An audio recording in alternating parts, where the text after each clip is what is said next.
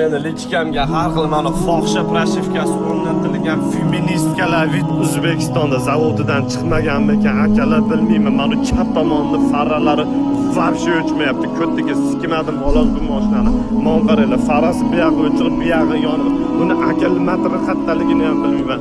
Bu tomoni yonib, lekin bu tomoni o'chiq monqaraylar jinniliydi. Bo'qidish bilib olganim. Hozirgi paytda eng kuchli mamlakat AQSh. Kimnidir ko'zi tegdi shekilli meni sepich